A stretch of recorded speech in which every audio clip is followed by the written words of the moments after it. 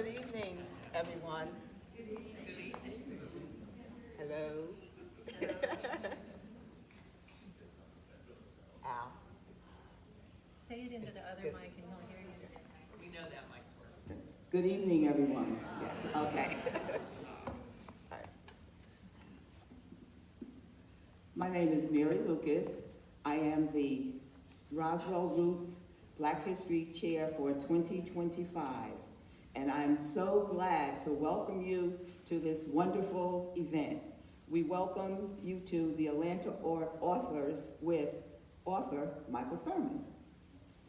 About Roswell Roots, we have been doing this festival for 24 years, and we're very grateful to the city of Roswell. Yes, give it up to Roswell. Who feels the importance of celebrating Black history. And next year is number 25. And I understand there may be some big things happening because you know when milestones happen, big things happen. So we look forward to year 25. This year's festival featured 24 events in 25 days. Roots is a community-wide Black History Month celebration which encompasses local history, education, cultural, visual, and performing arts. I would like to recognize the cultural arts staff because along with our volunteer committee, we are all been working on this for over a year now. Every year, it's a year-round process. And if there are any cultural arts staff, we have someone in the booth in the back. Al, turn around and wave to Al. He's responsible. And any of the committee members, Roots committee members, they may still be out in the lobby. But we are a dedicated group, and we have a few more events. We're just about at the end. We also have some sponsors. We have Stems on the Move Florists, Buckley Dental Care. These are all Roswell businesses. Deluxe Coffee Roasters, where if you show proof of attending a Roswell Roots performance, you can get a 10% discount on your purchase. And we have another event tomorrow night, free, which will be right here in the auditorium. It's a film, From Slavery to Legacy. It's about Alonzo Herndon. It's the first Black millionaire in the state of Georgia. He founded the insurance company, so that should be very inspiring, and there will be a panel after that. It's a multi-generational panel. A young teenager is going to be part of that panel. And on Saturday, we have Grammy winner Layla McCalla. Yes.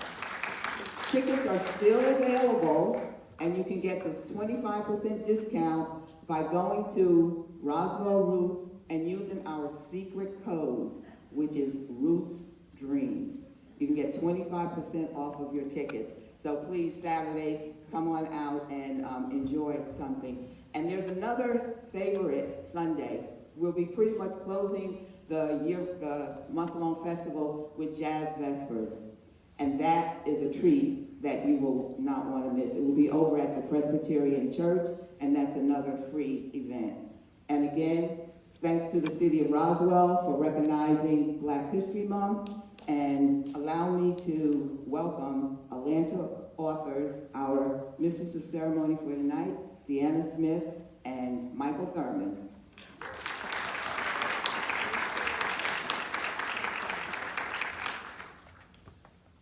Good evening and welcome to our Roswell Roots presents Michael L. Thurmond in partnership with Atlanta Authors and Bookmiser Bookstore. And my name's Deanna Smith, and I just want to compliment Mary and her team for the job they have done this year on the Roswell Roots. I mean, the amount of work that went into this lineup this year for Black History Month has just been incredible. And there's still some really good, and if you need one of these flyers, they are in the lobby, so please pick one up, one of these pamphlets, because there's still some great events to come. Or go to their website, roswellroots.com. So yeah, my name is Deanna Smith and I volunteer with Atlanta Authors. We are an organization of book lovers who contribute our time and expertise to give patrons of Roswell's libraries the opportunity to meet local authors and to learn more about their books.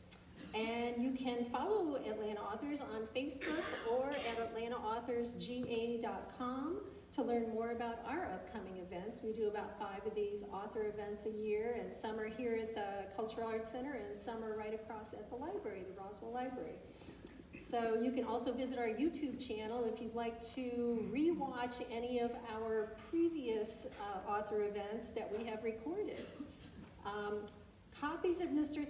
Thurmond's books are available for purchase in the lobby. I know a bunch of you have probably already done so, and they will be available to be signed after this event and personalized. Bookmiser is also located at 3822 Roswell Road in East Cobb, less than a 10-minute drive from most areas of Roswell. So if you want to venture over there after the event, signed copies will be available at the bookstore as well. And we will have a question and answer period, and Mr. Thurmond will be signing books after the presentation. So we're all privileged today to hear Michael L. Thurmond, one of Georgia's most knowledgeable and articulate historians, discuss his book, James Oglethorpe, Father of Georgia, A Founder's Journey from Slave Trader to Abolitionist. Mr. Thurmond was a sharecropper's son in Clark County, the youngest of 9 children. Today he is an author, a historian, an attorney, and a politician. Most recently, he was Chief Executive Officer of DeKalb County. He has also served as DeKalb School Superintendent and as a representative in the Georgia Assembly. In fact, in 1986, he became the first African American elected to the Georgia Assembly from Clark County since Reconstruction. He was also the first African American elected as Georgia State Labor Commissioner. His book, Freedom, Georgia's Anti-Slavery Heritage, was awarded the Lila Hawes Award and was on the Georgia Center for the Book's 2005 list of 25 books all Georgians should read. He is married to Zola Fletcher, who's here tonight with us, Zola Fletcher Thurmond, and they have one daughter, Micaiah. Micaiah? All right, I got it right. The Georgia Historical Records Advisory Council awarded Mr. Thurmond the Lifetime Achievement Award for his contributions to the research and preservation of African American Georgia history. What better person to help us celebrate Black History Month and Roswell Roots? Please help me welcome Michael L. Thurmond.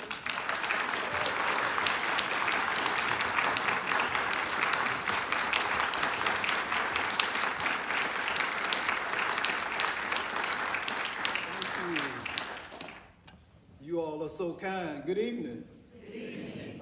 Thank you, Dana, for the kind introduction, and let us celebrate the city of Roswell, the organizers and supporters of Roswell Roots, as well as the book lovers here throughout Metro Atlanta. Give yourselves a round of applause. We love you so much. And I'm so proud that the city, this beautiful city, recognizes the importance of investing resources and time and energy and support in celebrating the heritage and the history of African Americans and recognizing that Black history is American history. Let's celebrate that. And just delighted to be here to talk briefly, have a conversation with you about my true love, which is researching and writing. And as was mentioned, there will be a question and answer period, but just full disclosure, I will not answer a single question about sewers in DeKalb County.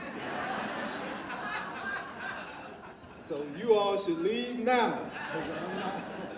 But here tonight, really, to talk about this book, James Oglethorpe, Father of Georgia. And the subtitle is so important because it's titled A Founder's Journey from slave trader to abolitionist.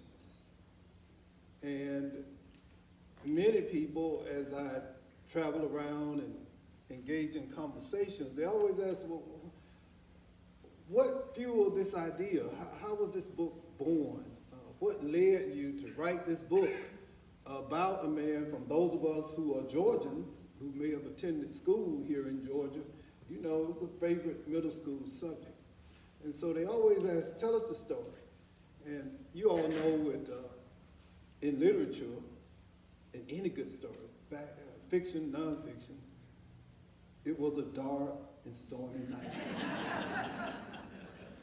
Actually, it was a gray, overcast British afternoon, as most afternoons are in England, right? On October the 7th, 1996.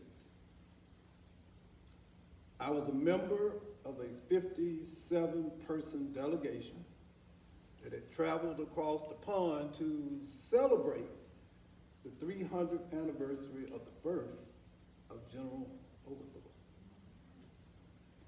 And on the fourth and last day of that pilgrimage, the 57-member delegation traveled 19 miles to the northeast of London to the picturesque village of Cranham, and then to a 700-year-old church, Parish Church of All Saints, to lay a wreath, a memorial wreath, at the final resting place of James Oglethorpe and his wife, Elizabeth, who ultimately plays a critical role in the narrative, and I'll come back to that. Governor Zell Miller led the delegation that day. The wreath was laid, a prayer was lifted, and our British hosts ushered us out of the sanctuary, or at least attempted to. I somehow managed to secret myself away from the delegation, and I stayed there standing in this 700-year-old church. Surprised first to know that the father of Georgia is buried beneath the floor of that church. Not quite how we do it here in Georgia. But the reason I stayed behind was near his tomb was a white marble plaque, a large plaque, that listed his date of birth and, of course, his death, but also many platitudes about who this man was, his accomplishments primarily. Oxford, Eton College, member of parliament, military leader, author, had written a very successful book. Actually, it was anonymously written, called The Sailor's Advocate, founder of Georgia. But there, I was stunned at a moment in time where, looking back on it, my life changed forever. Because amidst all of those platitudes was 8 words chiseled in white marble. He was a friend of the oppressed Negro. James Oglethorpe died in June 1785. And there was this sentence: he was a friend of the oppressed Negro. Never in middle school, high school, college, all the books I had read, the biographies, History Channel biographies I had watched, had the father of Georgia ever been described as being a friend of oppressed black people. As I think back at that moment, I couldn't think of any 18th century British American founding father, any man wearing a white wig that would have been described as a friend of black people.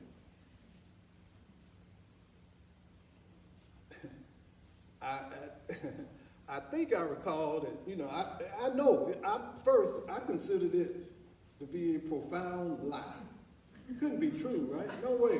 You all are thinking that now. Mike doesn't really know what he's talking about. This can't be true. Didn't that kind of float through your mind when I said James Oglethorpe, friend of oppressed black folk?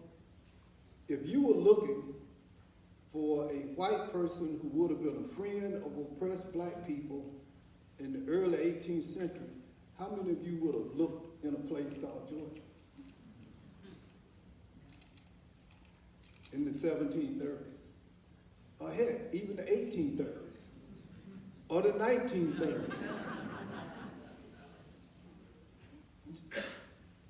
I thought it was just Elizabeth, who was his course, who followed him in death 2 years after Oglethorpe passed.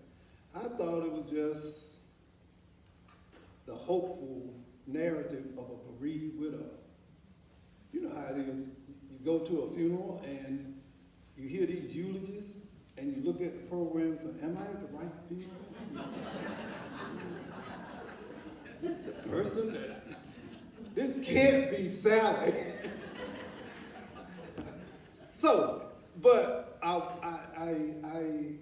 standing there 6 feet from James Oglethorpe, and I'm thinking maybe I'm the first, I don't know whether it's true or not, maybe the few black Georgians ever to visit his tomb.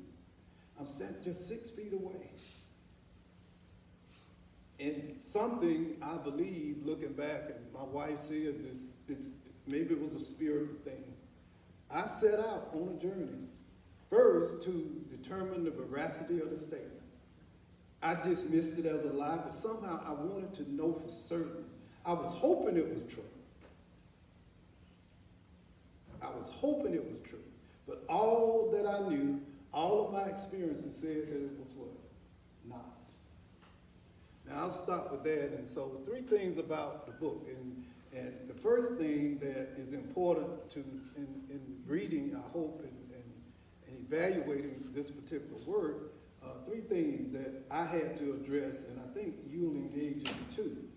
We put a great deal of focus, attention, and significance on what we are able to learn. You know, the pursuit of education, you know, K through 12, college, postgraduate, all of that.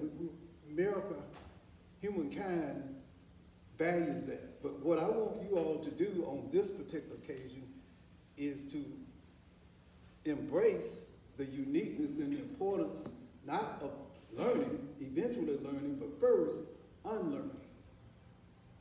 Before I could really, and the reason I think this journey from that day to publication was 27 years. I'm a very slow writer. It was a 27-year journey. I published another book in between that moment and the publication of this book. Right? First, I had to unlearn before I could learn. I had, see, human beings are afflicted with what we call confirmation bias. We tend, if we have long-held important views or ideas or biases or prejudices, even when information is presented that might conflict or enlighten us based on our previously held beliefs, rather than processing that information, we often do what? We filter it out. And it's not just in history, but it's how we look at ourselves, how we might look at or engage people who might be different, whether it's race, color, creed, religion. We have these ideas. And even when presented with countervailing, contradicting, conflicting information, rather than evolving, we filter it out. James Oglethorpe, this man, and you can't really see him, this man here, one of his unique characteristics was that he was able to process new information. And oftentimes this knowledge not just conflicted, but totally revolutionized how he viewed people. That's one. Unlearning. We had to unlearn who we thought James Oglethorpe was in order to embrace and appreciate who I think the evidence suggests who he really was. second thing, when looking at Black history, as we study, we're here in February, we celebrate African American history. You know that in many ways, the cornerstone of our history, if you really think about it, one of the major cornerstones is about those courageous and desperate but determined enslaved Black people who risked their life, their safety, everything in order to be free. And we know the story of Sojourner Truth and Harriet Tubman and William and Ellen Craft from Macon, who followed what? The North Star to where? Freedom. And throughout our history, we believe, and we've been told that if you were enslaved in the South, that in order to be free, you either made it across the Mason-Dixon line to a free state or Canada, which was, of course, British control. This narrative, to fully embrace it, don't look north, look south. For 150 years, the Underground Railroad, first out of South Carolina, and then later, when slavery was legalized, the Underground Railroad ran south, not north. And you will see in the narrative, and it's very important because it influences the creation of Georgia in terms of its geopolitical significance. Underground Railroad ran south, not north.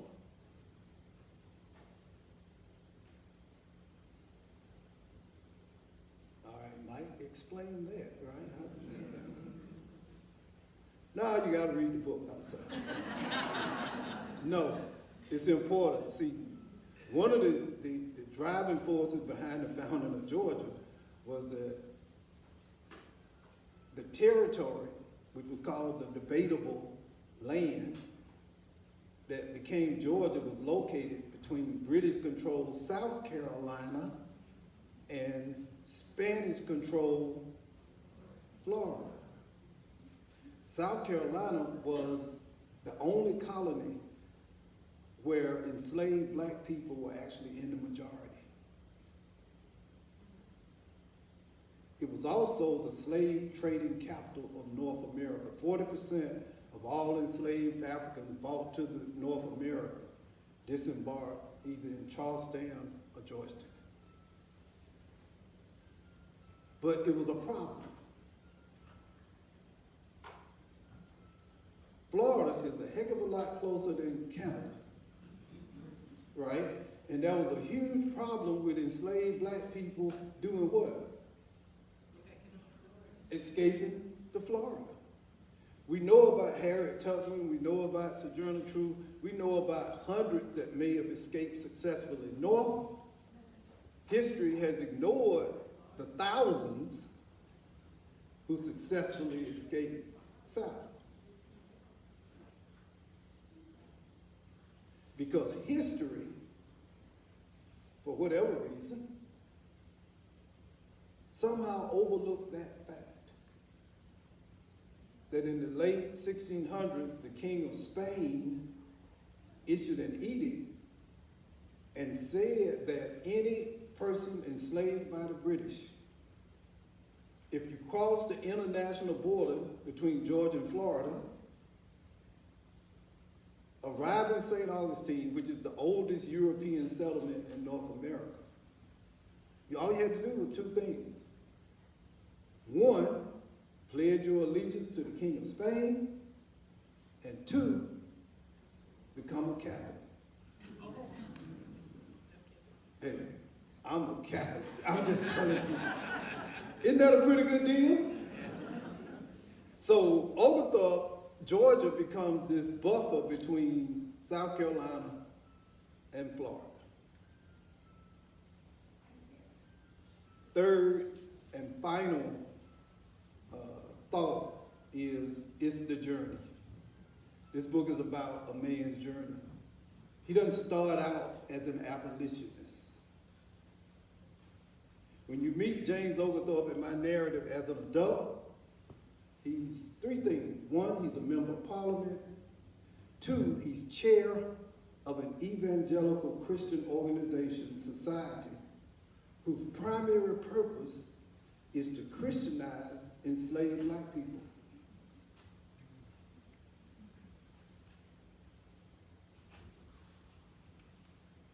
To Christianize, and more important for this discussion, he is the deputy governor, the #2 guy in the Royal African Company.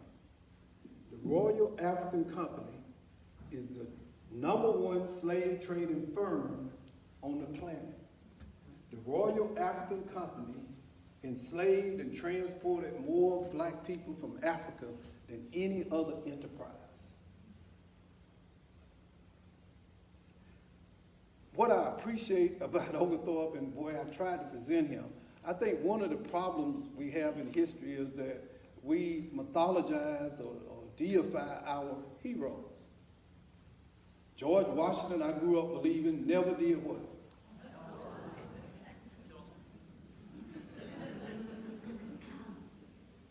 Well, General Cornwallis, Washington here, I just want you to know I'm crossing the Delaware next week, and I want you to make sure so you don't get deceived. George Washington is the biggest lie ever told, right? He was a master of deception. That's how he defeated the greatest superpower on the planet. The Patriots were guerrilla fighters. Deception was what? Their friend. So James Oglethorpe is a very flawed guy. This subject of my book began as a slave trader, #2 guy. One of the things I think we will begin to do in our history is not to just take a snapshot of an individual and somehow believe that that one snapshot of this one person, whether they're 20 or 30 or 40, somehow is a full dissertation of their life. In order to truly understand a human being, you must weigh all of their strengths and their weaknesses, their successes and their failures. So Oglethorpe, and I'll stop, you have to ask, this journey is so important because we're all on a journey, particularly as it relates to issues of race and socioeconomics. Think about where you began on the journey that led you to this seat in this place this night. I grew up in a completely segregated South. I never had a conversation with a white kid until I was in the 12th grade at Clark Central High School in Athens, Georgia.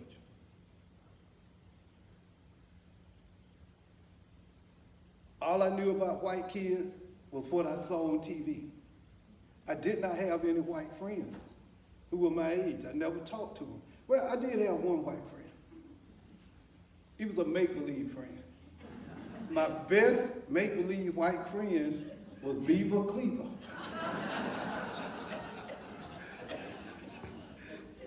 And I mentioned that I was somewhere in South Georgia, and a gentleman later stood up and said, Mike, I understand what you're talking about because my best make-believe black friend was JJ on Good Time. You know what I said to him? Dynamite. You got it. That's good. That's good. But so he's a slave trader. He's a #2 guy. And there's some questions as to how he ended up there. But let me tell you what happens. This young man, and you can't see it, to my right, on the right with the turban, is Aruba Suleiman Diallo. His name is Diallo. He was sold into slavery by Mandinka warriors in February 1730, transported across the Atlantic on the Middle Passage, and enslaved on a tobacco plantation in the colony of Maryland. He attempted to escape. He was recaptured, placed in jail, and his enslaver came and claimed his property and returned him back to the tobacco plantation. But somehow, some way, Diallo convinced his enslaver to allow him to write a letter. Now that's different, isn't it? What's unique about that? That he could write a letter. Because we've been taught that all the enslaved people were what? Illiterate and couldn't write. Makes sense. Until one of the things you know about Oglethorpe, that he was an expert in ancient civilizations, Greek, Roman, and African. We studied ancient African civilizations, and then we realized that some of the first universities and libraries on the planet, before Oxford and Yale and Harvard, were established on the west coast of Africa in a place called Timbuktu. Diallo had advanced education, and he wrote the letter addressed to his father. The letter is transported by 5 or 6 different white men, 4,000 miles across the Atlantic. That's cool. No UPS, no American Express, and he was smart enough not to put it in the postal service because he'd still be, no, I'm just kidding. I'm just kidding. Let's give our postal service a round of applause. I love them. They do a great job. It's just a joke. But the letter arrives in London, England, and is placed in the possession of this guy who's the number 2 guy in the slave trading firm because he has information about the transportation of enslaved blacks. And that number 2 guy is who? James Oglethorpe. Oglethorpe takes the letter, but there's a problem. The letter is written in Arabic. Diallo was a Muslim. 12% of the enslaved people transported to America were Muslims.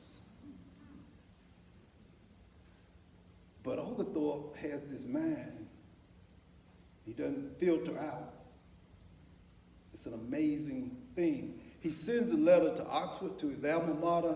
There's one professor who's able to interpret Arabic writing. He has the letter interpreted. He gets it back to Oglethorpe. Oglethorpe is so impacted and impressed and moved by the contents of the letter, he writes a letter to the enslaver in Maryland and arranges to purchase Diallo's freedom. He arranges to have him transported across the Atlantic to London. Now, when Diallo arrives in London, Oglethorpe is here in Georgia, but Diallo becomes, as one contemporary wrote, a roaring lion of British society. He ends up in court, in dinner, with the King and Queen of England. He ultimately returns to the west coast of Africa, to what is modern-day Senegal, with over 500 pounds of gold and silver and diamonds.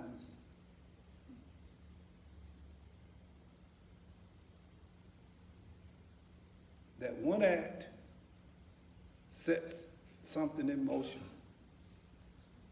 Because for the first time, the British people had an opportunity to engage with an African, a person of color.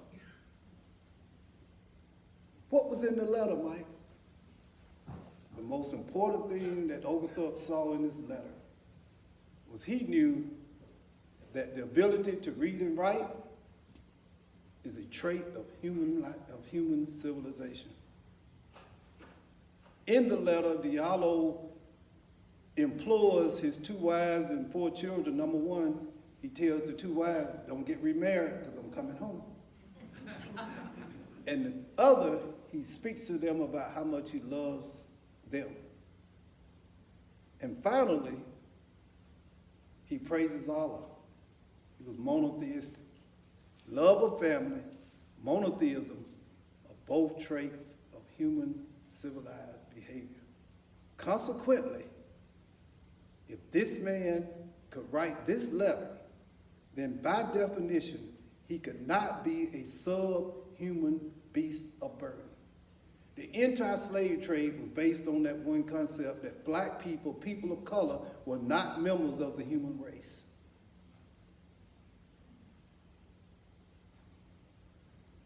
Oglethorpe is so impacted, he sells his stock in the slave trading firm.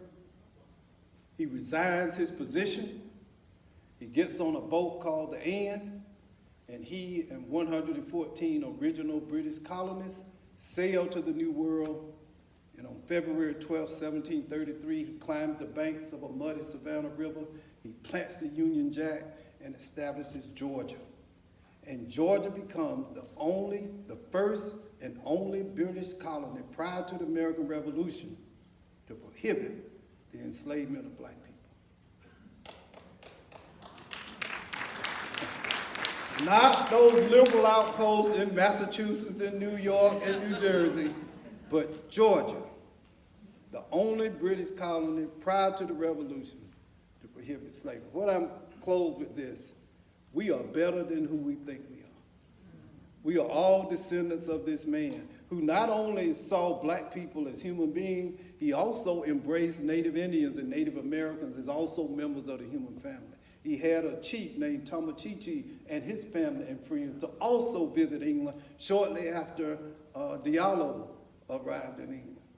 He allowed Jews to migrate to the colony, even though his fellow trustees tried to prohibit it. He allowed 14 Jews men to come to the colony and purchase land. And the oldest Jewish synagogue in the South, the third oldest in America, is in Savannah. Mikvah Israel. When he returns to England after he's run out of Georgia, and we'll talk about it later, he embraces an idea. He was one of the only men of his time that defended a group of women, white women, who pursued intellectual outlets, who were engaged in intellectual discussion and understood and wanted to engage in writing and so forth. He was the only one who defended the right of women to do that.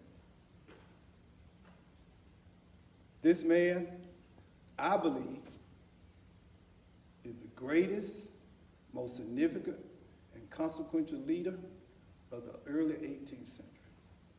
My mission is to share with you the legacy that we all share as descendants, historically, of James Edward Oglethorpe. Thank you.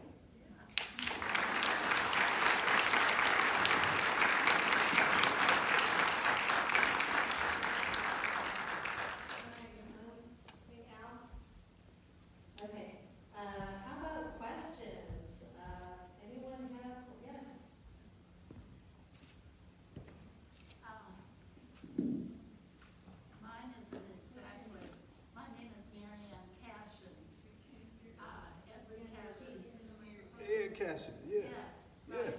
And I was on the 1996 trip with you.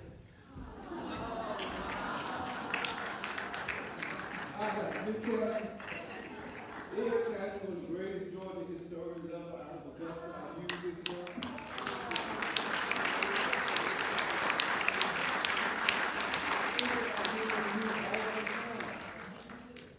I miss him. I do too. He was always encouraging and supporting me. You know, this is true. One of the things, there's a photograph of our delegation. Yes. And we're there. And one of the things I wanted, I said, I've not had a chance to talk to a single person who was on the delegation. And I've been desperately seeking a fellow delegate. And you are here.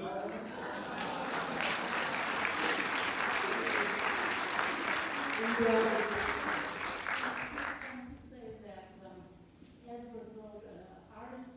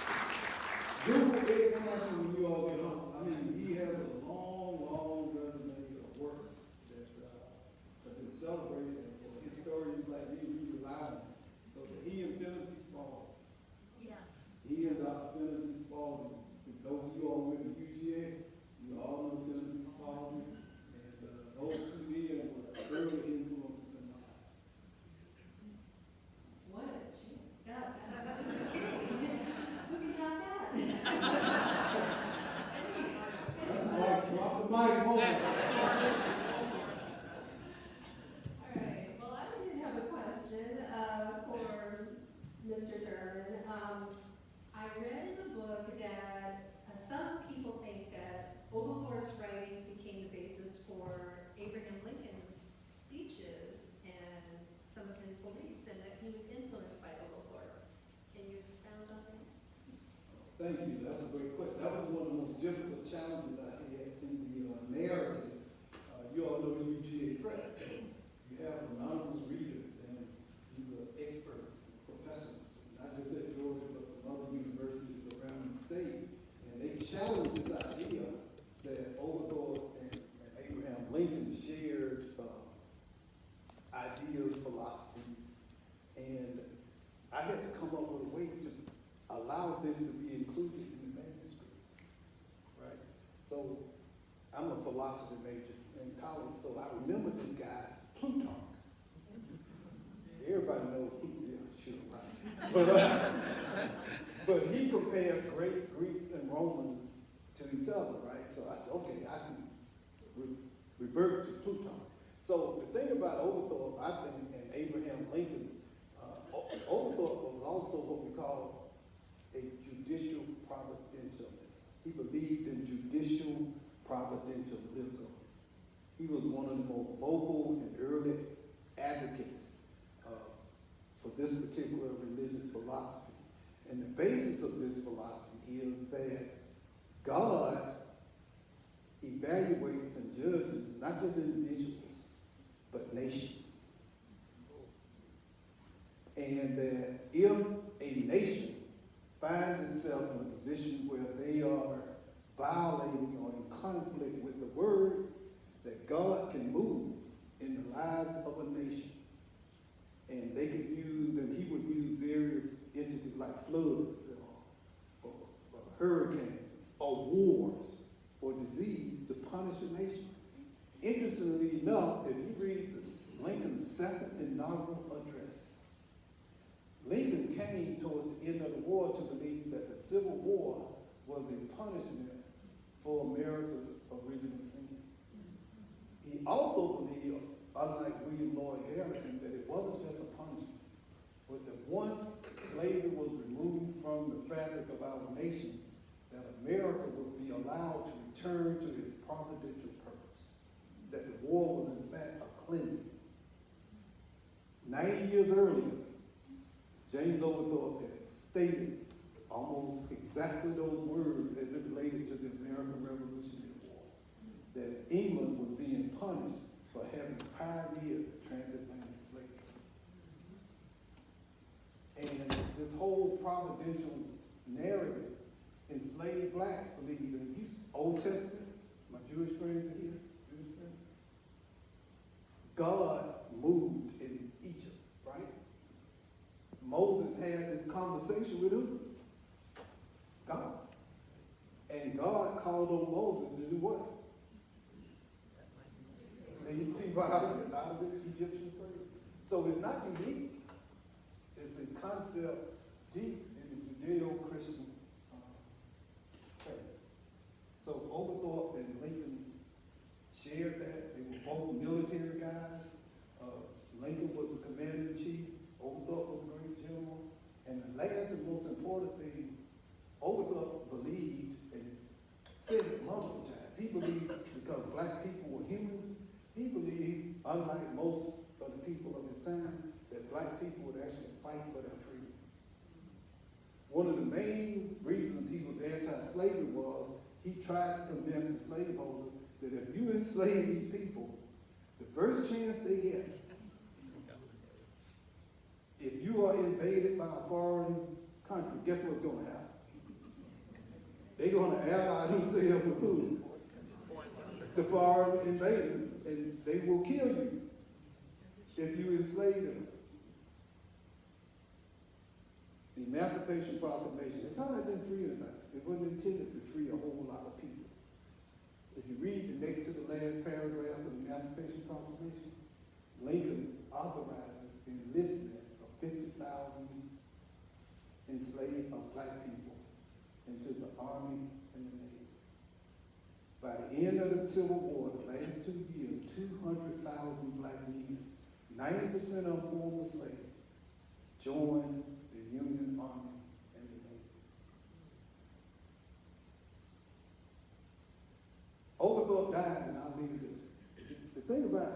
was standing up for what's right. He became the most despised man in Georgia. The pro-slavery political forces did everything they can to get him out of Georgia. And oftentimes when you stand up for what's right in politics, you're not going to be celebrated. You only do what? Get punished for it. So he was run out of Georgia in 1743, had to go back to England to face a trial for treason. Treason is a crime, convicted is punishable by death. He faced total financial ruin. The Parliament would not reimburse him for a substantial amount of money. He mortgaged his property to finance the college. And the Parliament would not reimburse him because of the pro-slavery forces that had tried to undermine and destroy his authority and his reputation. He was ultimately vindicated on all charges, but he died believing that this idea he had for this second chance opportunity here in the North American wilderness where people would be able to work and support themselves and their family, he died believing that his idea of a slave-free Georgia had failed. And most of the compelling narrative is that this was a folly. It was foolish. It was too idealistic. You can't have a colony in a place like America without enslaved workers. And he died believing that he had failed. But I stand and you sit in a slave-free Georgia. He did not fail. His idea, his vision of who we should become became who we are. Thank y'all so much. I appreciate it. Thank you. Before you head out, I do want to ask you about what are you doing these days? Oh, I'm hanging out in Roswell.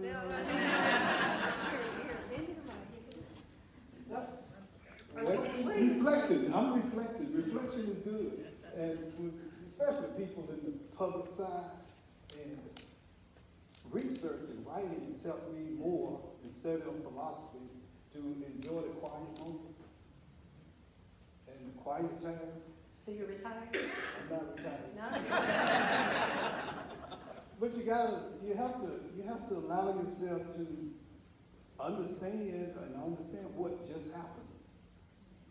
And more importantly, what needs to happen next. See, oftentimes in leadership, we know what we want to do. And this is like rural Georgia. And my mother would always say, son, sometimes you gotta be quiet to hear what God is trying to tell you. I know what I want to do, but I want to make sure that what I want to do is aligned with what he wants me to do. Is that fair? Yes. We're all curious. I will need your help. I've just heard rumors about political aspirations. I'll just leave it at Well, that. you know there's only one cure for political ambition. You know what that is? Formaldehyde.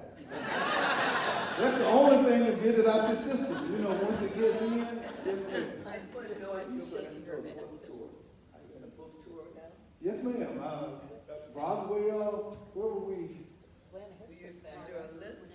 Yeah, we were with that this week. Is And, there a list someplace of that?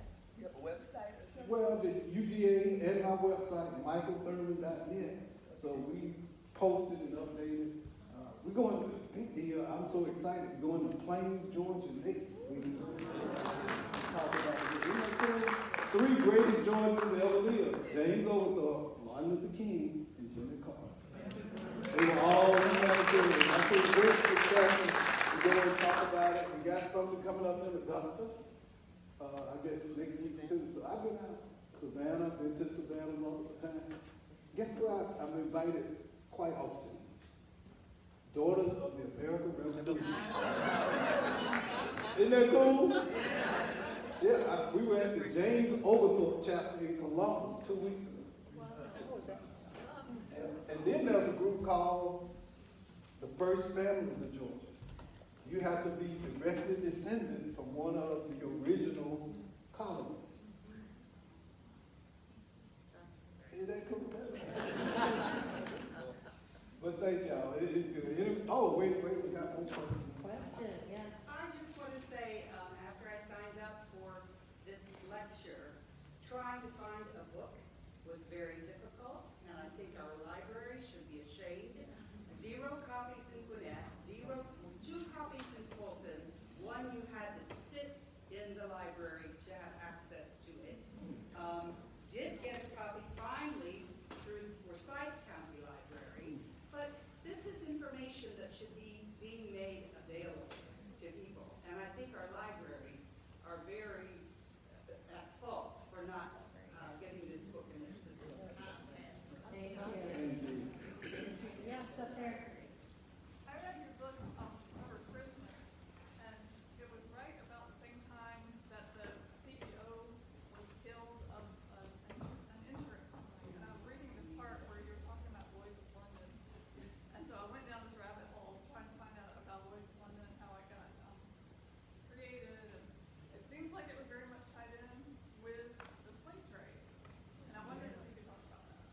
question is the connection between Lloyd's of London, which is a British insurer, and Barclays, right?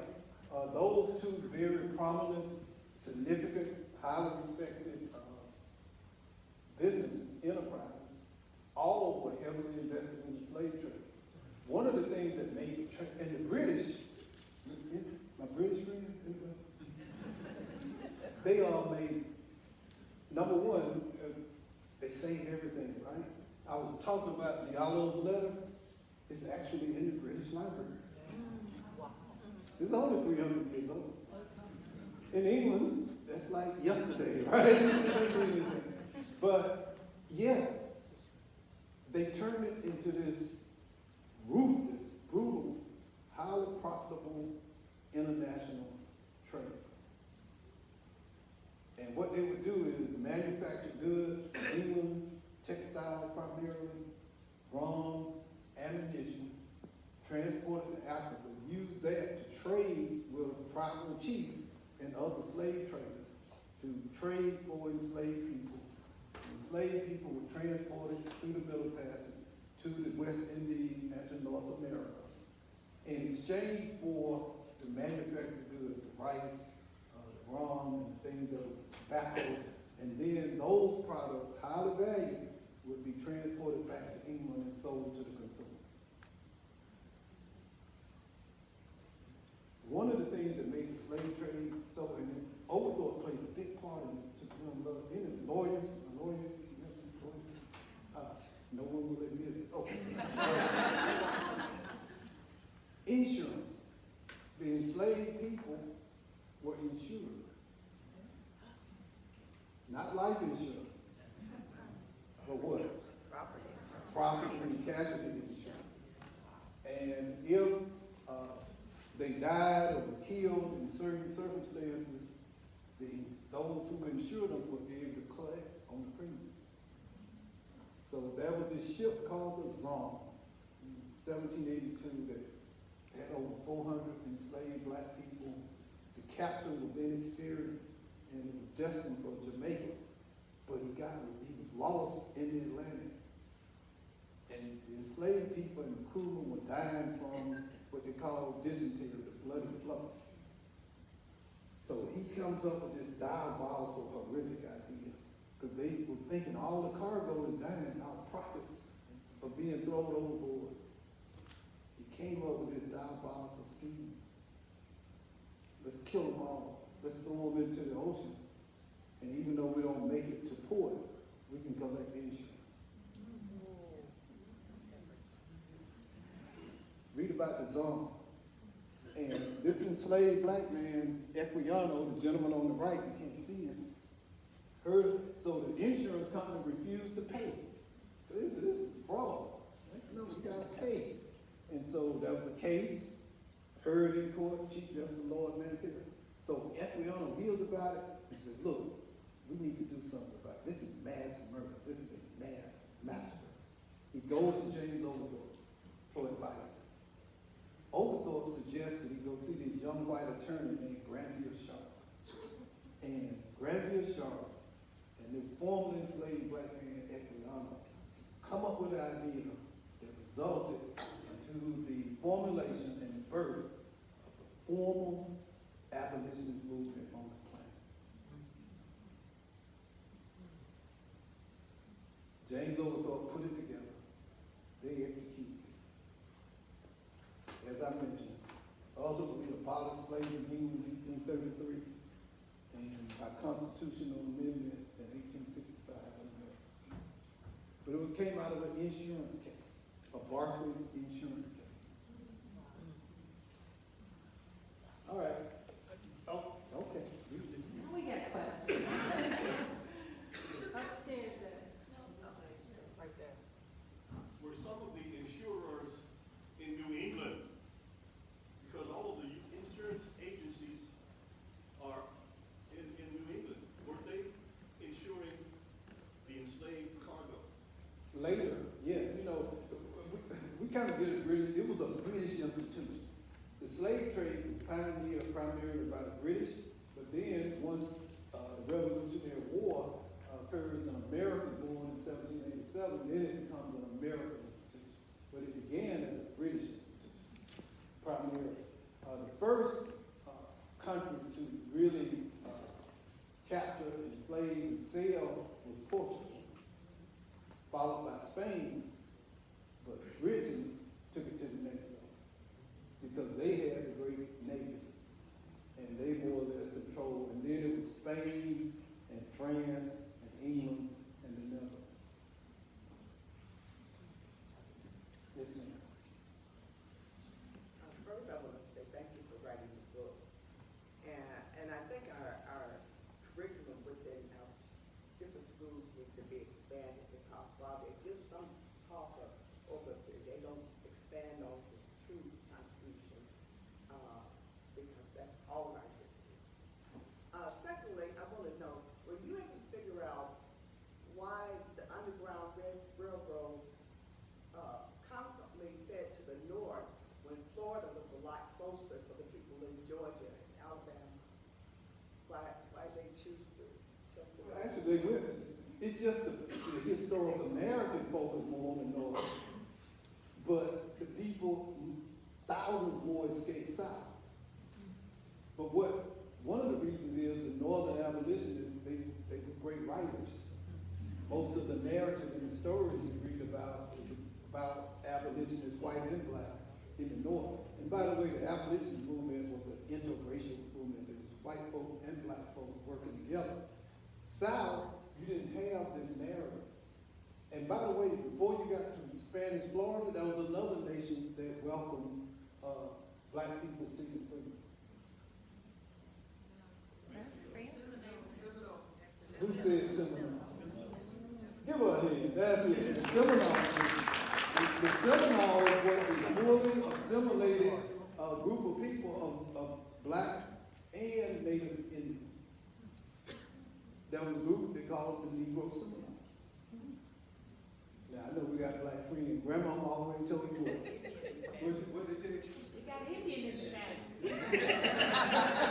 That's just part of being black in the South, right? You have Native American intermarriage and assimilation, and the Seminoles and these Negro Seminoles helped the Seminole Nation through 3 major wars with the United States of America and Georgia. They were never defeated on the fields of battle. They were never, you don't see, how many cowboy and Indian movies about the Seminoles? You don't see that, right? It's the Sioux, but they always lose. The Seminoles, say that, I love it. There's no peace treaty even now. Right. And a delegation is black man who was self-emancipating, and a delegation of Seminoles went to D.C., negotiated with James Monroe, who was Secretary of State, and arranged for the Seminoles and the Negro Seminoles to remain free, but they did relocate to Oklahoma. Any other questions? Yes. Yeah, one of the, for me, very interesting, because I'm born and raised here in Georgia and all, and was at the time of the Revolution, especially towards the end of the Revolution, when the British forces focused on the South and the invasion of Savannah and Charleston. Charleston, they were somewhat welcomed in a way, but when they came to Savannah, and if I understand the story correctly, they were opposed by colonial forces, but at that time the French were very much involved in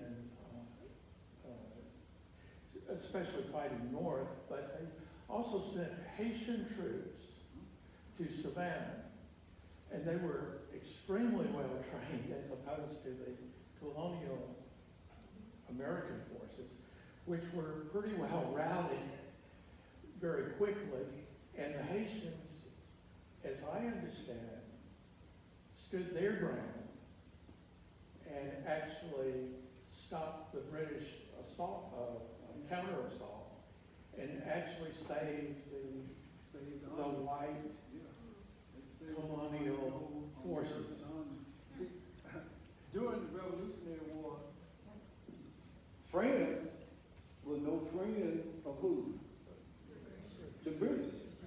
And, oh, let me back up. In 1778 to 1882, I think, Savannah was a free town. Historians said 75% of Georgia's enslaved population, about 15,000 people, all went to Savannah and were free for 5 years. Because in the South, in South Carolina and Georgia, 5,000 black and enslaved men fought for the Patriots in the northern colony. But in Georgia and South Carolina, wouldn't allow black or enslaved men to fight. So guess who the black and enslaved men fought for? The British, because the British offered them what? Freedom. What did James Overthorpe say to you? First chance they get.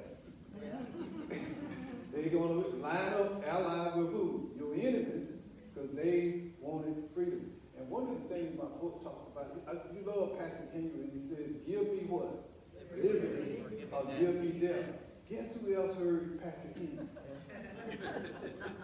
It wasn't just George Washington, Alexander Hamilton, and Thomas Jefferson. It was enslaved black people, and they were saying, damn right, give me liberty, or give me death.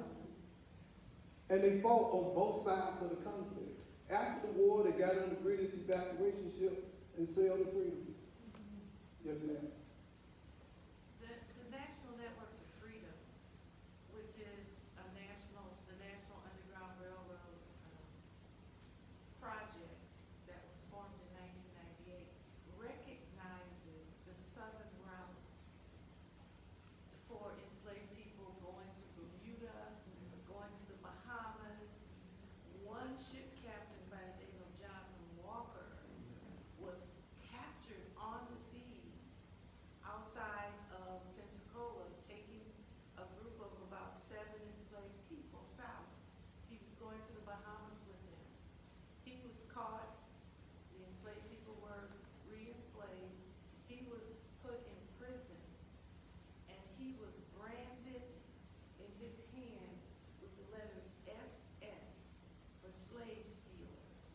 So that is one famous story of the southern route. So if you go on the National Network for Freedom website, it will list the southern routes. And Menendez, the famous Captain leader at Fort Mosaic. Fort Mosaic Yeah. in Florida. That information is out there. It's not taught in the schools, of course, but it's available to the public on the National Network for Freedom website. Yeah, and thank you. That's great. One of the things that I appreciated most, someone asked me about it too. Look around the room. Black folk and white folk, we can talk about our issues. Right. Contrary to what some people might think. And it's only through our conversation and learning and sharing and recognizing that we're all on the journey, collectively and individually, that is how we become better. James Overthorpe started here, but because of his journey, because he was able to evolve and change himself, he ultimately changed the course of world history. And that's what I hope this narrative can reinforce and encourage people to do. Let's talk. I don't know why educators don't want our kids to know that that was this white man who had a black friend who saw the humanity in that friend, and there were black people who were willing to fight and die for their freedom, just like the American patriots were willing to fight and die for their freedom. And that the father of Georgia, of all people, was one of the greatest men that ever lived, who saw evil, called it what it was, and tried to change. Who was not perfect. Who was not perfect. We all have our biases, our prejudices. Everyone does. No one is perfect. But he wasn't afraid to engage externally and internally.